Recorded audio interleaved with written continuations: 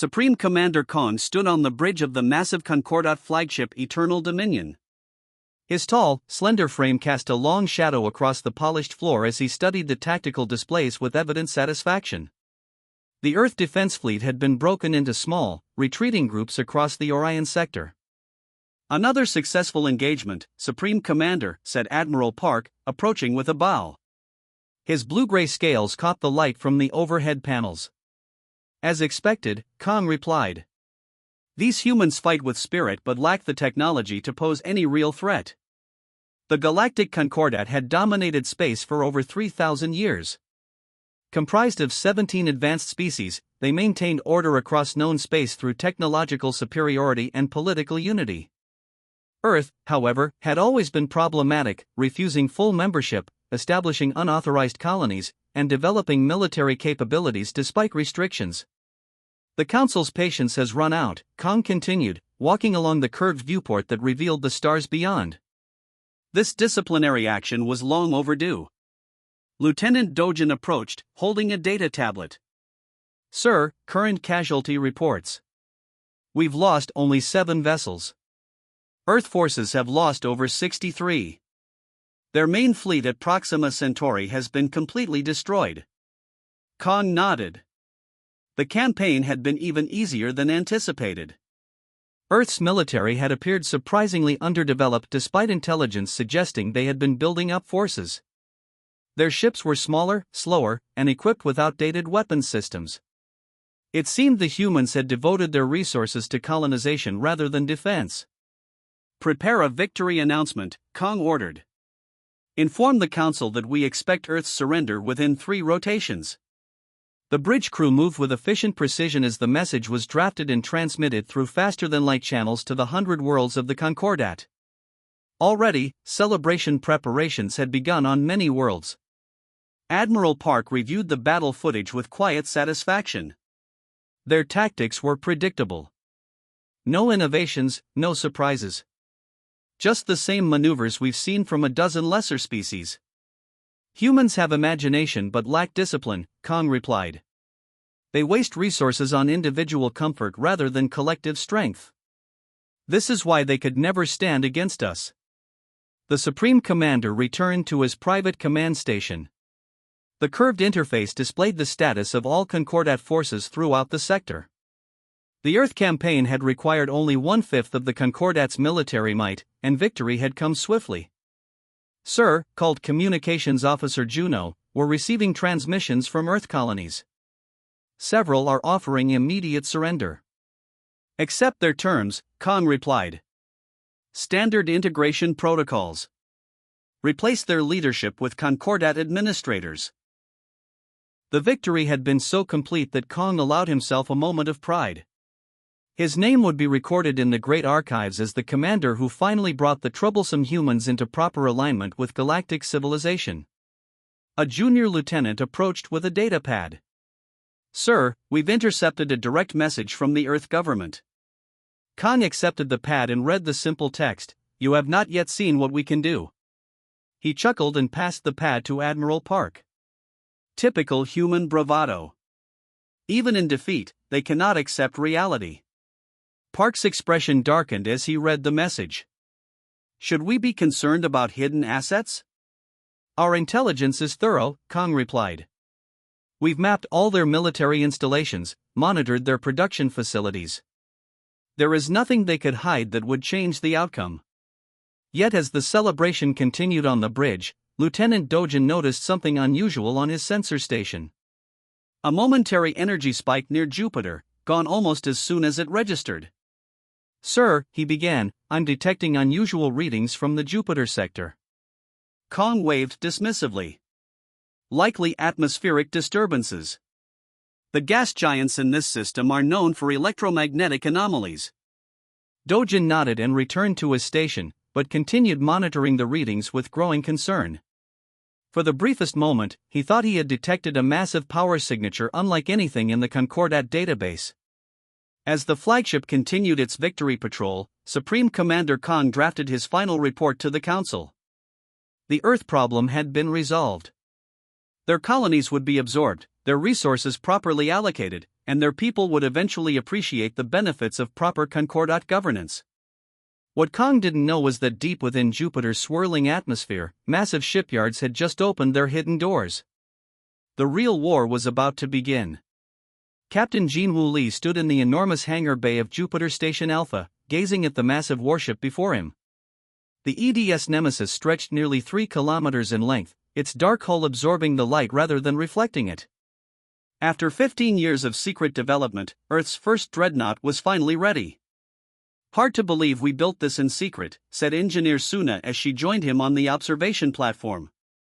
Her eyes showed both pride and weariness from years of work. "The gas giants were the perfect hiding place," Jinwoo replied. "The Concordat's sensors can't penetrate the atmospheric interference, and they never bothered to look closely. They always believed we were too primitive to build something like this." Jupiter Station Alpha was one of 7 hidden shipyards constructed within the gas giant's upper atmosphere. Floating in the turbulent clouds, the massive facilities had been invisible to the Concordat's patrols for decades. While Earth appeared to focus on civilian ships and outdated military vessels, the real work happened here, hidden from prying eyes. "Status report?" Jinwoo asked as they walked along the platform toward the Nemesis. "All systems operational," Suna replied. "Phase shift drives are at full capacity. Gravitational weapons armed and ready. The AI integration is complete." The Dreadnought program had been Earth's greatest secret. While the Concordat believed humans were struggling with basic faster-than-light technology, Earth's scientists had made breakthroughs in areas the aliens had never explored. The Concordat had dismissed gravitational manipulation as inefficient, but humans had perfected it as a weapon. The aliens considered artificial intelligence too dangerous, while Earth had embraced it as a partner.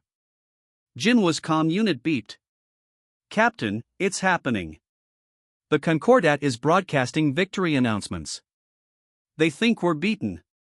He nodded grimly. "Just as planned. Is the rest of the fleet ready?" "EDS Poseidon, Artemis, and Orion are all reporting ready status," the officer replied. "All dreadnoughts are armed and crewed." Jinwoo entered the massive ship through the personnel airlock. The interior corridors were wide and brightly lit, filled with crew members making final preparations. They all wore the simple black uniforms of Earth Defense Command, without rank insignia or decoration, another departure from the Concordat's elaborate military traditions. On the bridge, tactical displays showed the Concordat fleet scattered across Earth's solar system. They had no defensive formation, no battle readiness. They were celebrating. "They still think we're using conventional drives," said Tactical Officer Miho, looking up from his station. "They have no idea we can appear right in the middle of their formation. Their arrogance will be their downfall," Jinwoo replied. He took his position in the command chair. "All hands, prepare for departure. Initialize phase shift drives." The massive engines powered up, creating a low hum that vibrated through the ship. Unlike conventional drives that pushed through space, phase shift technology briefly moved the vessel into another dimension before returning it to normal space at the target coordinates. The Concordat had dismissed such research as impossible. "All crew secured for phase transition," reported First Officer Jia. Jinwoo opened a channel to all 4 dreadnoughts. "This is Captain Lee. For decades, Earth has appeared weak while building strength. Today, we show the galaxy what humans are truly capable of. Commence Operation Thunderstrike." The EDS Nemesis slowly moved out of Jupiter's atmosphere, followed by its sister ships. Each dreadnought carried enough firepower to destroy an entire Concordat battle group. Together, they would change the course of the war in a single, devastating strike. "Target coordinates locked," said Navigator Hun. "Phase shift drives at maximum capacity." Jinwoo looked at the tactical display one last time. The Concordat flagship was clearly visible, surrounded by its escort vessels. Supreme Commander Khan would be there, celebrating his premature victory. Phase shift in 3, 2, 1. The Nemesis vanished from Jupiter's orbit. For a brief moment, it existed in a dimension beyond normal space, before reappearing in the heart of the Concordat formation. On the Concordat flagship, Alarms suddenly blared as sensors detected the massive Earth vessel materializing impossibly close. Supreme Commander Kong stared in disbelief at the tactical display, his victory celebration forgotten. "What is that?" he demanded. Before anyone could answer, 3 more massive ships appeared around the Concordat fleet. The Dreadnoughts activated their gravitational weapons, distorting space itself around the alien vessels. "Signal the fleet," Captain Jinwoo ordered as the Concordat ships began to break formation in panic. Earth is not defeated. Earth is not primitive. And Earth is certainly not surrendering. As the Nemesis opened fire, Jinwoo allowed himself a small smile. The real battle had just begun. Commander Kong stared in disbelief as the massive Earth vessel materialized only kilometers from his flagship. The Nemesis dwarfed his command ship, its dark hull absorbing sensor scans rather than reflecting them. "Impossible," he whispered. "No species has mastered phase shift technology." Alarms blared across the bridge as tactical displays showed 3 more human dreadnoughts appearing at different points around the Concordat fleet. The celebration that had filled the command deck moments ago vanished, replaced by panic and confusion. "Evasive maneuvers!" Kong shouted. "All ships, battle formation!" But it was too late. The Nemesis powered up its main weapon system, creating a visible distortion in space. The gravitational weapon didn't fire energy or projectiles, it manipulated gravity itself, crushing 2 Concordat cruisers as though they were made of paper. "Our shields have no effect," cried Admiral Park. "They're attacking with gravity itself." Across the battlefield, Admiral Minji coordinated Earth's attack from the bridge of the Dreadnought Poseidon. Her fingers moved quickly across the tactical display, targeting the Concordat's communication relays first. "Status report," she demanded. Her tactical officer Taeho looked up from his station. "The enemy is in disarray. Their fleet coordination is collapsing without their communication network." Minji nodded with satisfaction. The Concordat relied on rigid command structures and centralized control, exactly the weaknesses Earth had planned to exploit. Without their communications, each alien ship was fighting alone. "Direct the Artemis to target their fuel tankers," she ordered. The Orion should focus on their command vessels. On the Concordat flagship, Commander Kong fought to regain control of the situation. His once perfect formation had scattered, with ships firing in all directions, some even hitting their own allies in the confusion. "How did we miss this?" he demanded. "How could they build such weapons without our knowledge?" Lieutenant Dojin worked frantically at his sensor station. "Sir, I'm detecting unusual energy signatures from all 4 human vessels. They appear to be using AI-integrated systems." Kong hissed in shock. The Concordat had banned AI research millennia ago after a devastating war with machine intelligence. Yet these humans had seemingly mastered it, integrating artificial intelligence directly into their weapon systems. "Sir," Dojin continued, "their targeting is too precise, too adaptive for manual control. The AIs are predicting our maneuvers before we execute them." A massive explosion rocked the flagship as a gravitational pulse crushed their starboard engine cluster. Emergency systems activated, but Kong knew they were outmatched. "Order a strategic withdrawal," he commanded. "All vessels, retreat to Rally Point Delta." But the order never reached most of his fleet. The human dreadnoughts had systematically destroyed their communication ability, leaving each Concordat ship to fight and fall alone. On the Nemesis, Captain Jinwoo watched the tactical display with grim satisfaction. The Concordat fleet that had so confidently invaded Earth's territory was now scattered and broken. "Target their flagship," he ordered. "Disable, don't destroy. We may need their commander." The Nemesis's weapons officer, Yunji, adjusted the gravitational field projectors, targeting their propulsion and weapons systems only. The invisible force reached out, crushing specific sections of the alien flagship while leaving its life support and core systems intact. Jinwoo could see escape pods launching from the crippled vessel.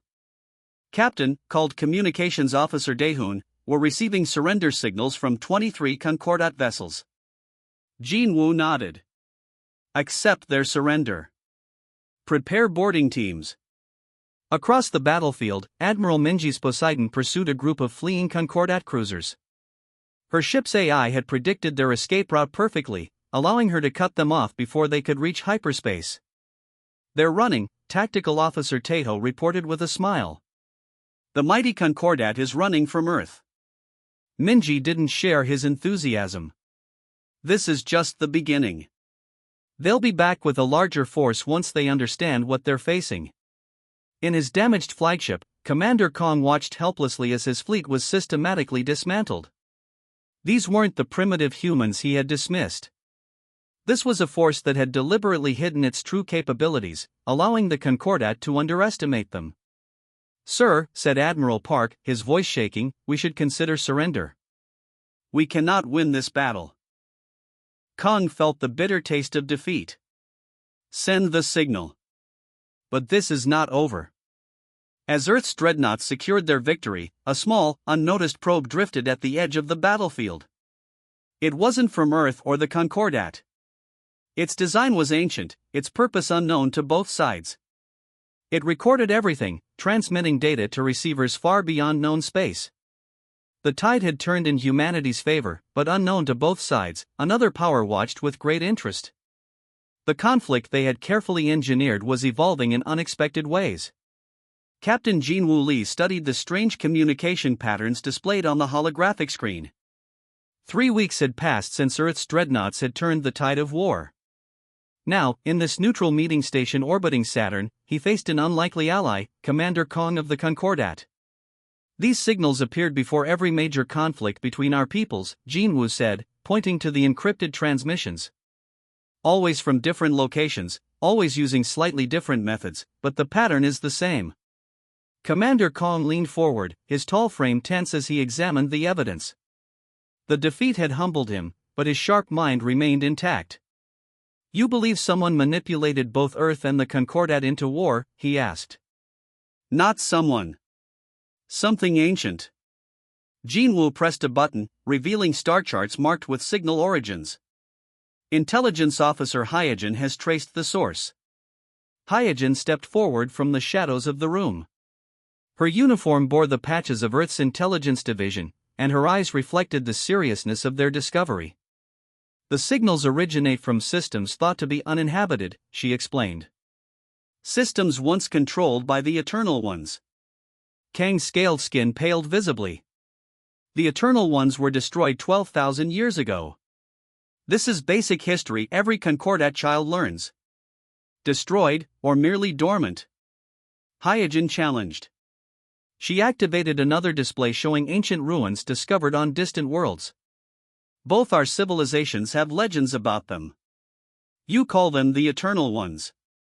We call them the Architects. But the evidence suggests they never truly disappeared." Jinwoo watched as Kong processed this information. The commander's earlier arrogance had been replaced by thoughtful concern. "If you're right," Kong said slowly, "then our war played directly into their plans." "Weaken both powers, then." "Then strike when we've exhausted ourselves fighting each other," Jinwoo finished. The meeting room fell silent. Outside the viewport, Earth's massive dreadnought Nemesis floated alongside a Concordat cruiser, enemies forced into uneasy alliance by this greater threat. "Why would they wait so long?" Kong asked. "The Eternal Ones had technology beyond anything we can imagine. If they survived, why hide for 12 millennia?" Hyojin brought up another display showing energy readings from deep space. "We believe they entered a form of hibernation after the ancient war. Something awakened them, perhaps our expansion into new territories, or energy signatures from our technologies." Jinwoo picked up a small black device from the table. "This was found monitoring the battle between our forces." "Not Concordat design. Not Earth design." Kong examined the probe with growing alarm. "Its technology matches artifacts from the Eternal One's era." "They've been watching us," Jinwoo said grimly. "Learning our capabilities, our strategies. The war between Earth and the Concordat was a test. They wanted to see our military strength before revealing themselves." A technician entered the room and whispered urgently to Hyojin. Her expression darkened as she turned to the others. "We've detected massive energy signatures at the edge of the solar system," she reported. "Unknown vessels entering from multiple vectors. Their configuration matches nothing in our databases." Kong accessed his own communication device, receiving confirmation from Concordat observers. "My people are seeing the same thing. These ships, they're enormous." Jinwoo moved to the main viewport, looking out at the Nemesis. The dreadnought that had so recently turned the tide against the Concordat now seemed insufficient against this new threat. "Commander," he said, turning back to Kong, "I never thought I would say this, but Earth cannot face this alone." "Neither can the Concordat." Kong stood, drawing himself to his full height. "The Eternal Ones nearly wiped out all intelligent life in their last war. If they have returned, the old conflicts between humans and Concordat mean nothing." "A truce then?" Jinwoo extended his hand in the human gesture of agreement. Kong looked at the offered hand for a moment before clasping it in his own scaled fingers. "More than a truce, Captain. An alliance." On the screens around them, the unknown vessels continued their approach. They moved with impossible precision, their dark hulls absorbing all sensor scans much like Earth's dreadnoughts, but on a scale that dwarfed even those massive ships. "We need to warn both our governments," Hyojin said urgently. "Prepare our combined fleets." "The Eternal Ones believe themselves the only species worthy of existence," Kong said, recalling ancient texts. "They see all others as resources to be harvested or obstacles to be removed." Jinwoo nodded grimly. "Then we'll show them that humanity and the Concordat both deserve to exist." He activated the communication channel to Earth Command. "This is Captain Lee. Code Omega. First contact with hostile force. Request immediate implementation of Defense Protocol 7. As the message transmitted, Jinwoo watched the tactical displays tracking the approaching Eternal One's fleet. The war that had seemed so important just weeks ago was nothing compared to the ancient threat awakening from its long slumber. Earth and Concordat would stand together, or fall together. The combined fleet emerged from hyperspace at the edge of the galaxy, a formation unlike anything seen in recorded history. Earth's 4 dreadnoughts formed a protective wall around the smaller, faster Concordat vessels. Behind them came ships from a dozen worlds that had once been bitter enemies but now fought as allies. Captain Yunha Kim stood on the bridge of the dreadnought Artemis, her eyes fixed on the tactical display. The massive ships of the Eternal Ones waited ahead, their black hulls absorbing all light and sensor scans. "All ships in position," reported her first officer. "Concordat vessels have formed attack groups as planned." Yunha opened a channel to the entire fleet. "Remember the plan. Concordat vessels will target their communication nodes with precision strikes. Our dreadnoughts will handle their defense systems. Stay in your assigned formations." The strategy leveraged the strengths of both species. The Concordat ships were faster and more maneuverable, perfect for the quick, surgical strikes needed to disable the Eternal One's network. Earth's dreadnoughts provided the heavy firepower and defensive capabilities to absorb the enemy's attacks. From his command ship, Admiral June watched the battle unfold. 6 months ago, he had been planning strategies against the Concordat. Now he fought alongside them against an enemy that threatened all sentient life. "The Eternal Ones are moving to engage," his tactical officer reported. "Their weapons are unlike anything we've seen before, they seem to distort space itself." "Just as the ancient texts described," said Commander Kong, who stood beside June as the Concordat liaison. "They unmake matter rather than destroying it." The first wave of Eternal One's weapons fire struck the dreadnought Orion. The ship's advanced shields flared bright blue but held against the assault. "Now," ordered June. The Concordat vessels darted forward, moving through gaps in the Eternal One's formation with precision only possible from centuries of space combat experience. They targeted the communication arrays just as Earth intelligence had identified, severing the enemy's ability to coordinate their massive fleet. Meanwhile, Earth's dreadnoughts moved into position, their gravitational weapons powering up. The Artemis fired first, creating a distortion field that crushed the outer hull of an Eternal One's vessel. "Their shields are adapting," Yunha reported over the fleet channel. "Switch to alternating frequencies." The battle raged for hours. The Eternal Ones had superior technology, but they fought with ancient tactics that hadn't evolved for millennia. The combined human Concordat force used strategies neither would have developed alone. On the Nemesis, Captain Jean Wu directed his crew with calm efficiency. Target their power core. Full gravitational collapse. The Nemesis's main weapon fired, creating a temporary singularity that tore through the largest enemy vessel. As it exploded, debris scattered across space. "One down," said Jean Wu, "but 6 more remain." The cost was high. 3 Concordat cruisers had already been destroyed, and the Dreadnought Poseidon was heavily damaged, venting atmosphere from its lower decks. Admiral June watched a group of Concordat fighters execute a perfect attack run on an Eternal One ship, their formation protecting each other with practiced precision. "Your pilots are impressive," he told Commander Kong. "As are your dreadnoughts," Kong replied. "The Eternal Ones never expected our species to work together. That is their weakness." A massive explosion rocked June's command ship as an enemy beam struck nearby. Emergency systems activated, but the ship remained operational. "Admiral," called his communications officer, "the Artemis reports they've located the Eternal One's command vessel." June studied the tactical display. "All ships, focus fire on these coordinates. This is our chance to end this." The combined fleet converged on the target.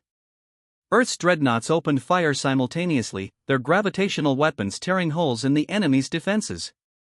Concordat vessels darted through the openings, delivering precision strikes against vulnerable systems. The Eternal One's command ship fought back fiercely, destroying 2 more allied vessels. But the coordination between human and Concordat forces proved too much for the ancient enemy.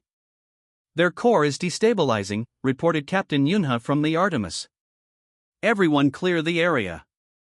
The Allied ships retreated to safe distance as the massive command vessel collapsed inward, then exploded in a burst of energy that temporarily outshone the nearby stars.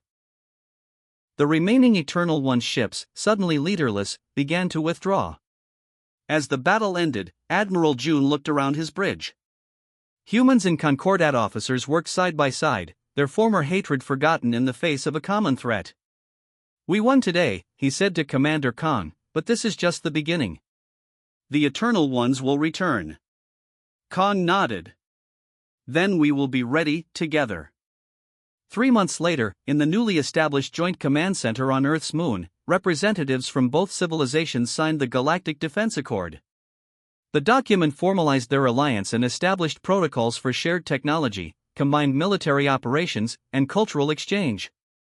Admiral June and Commander Kong stood witness as the treaty was signed. Neither had imagined such cooperation possible before the Eternal One's return. Now, they understood that the future of both their peoples depended on unity rather than conflict. "The stars are vast," June said, looking out at the Earth Concordat fleet in lunar orbit. "But together, we can face whatever they hold."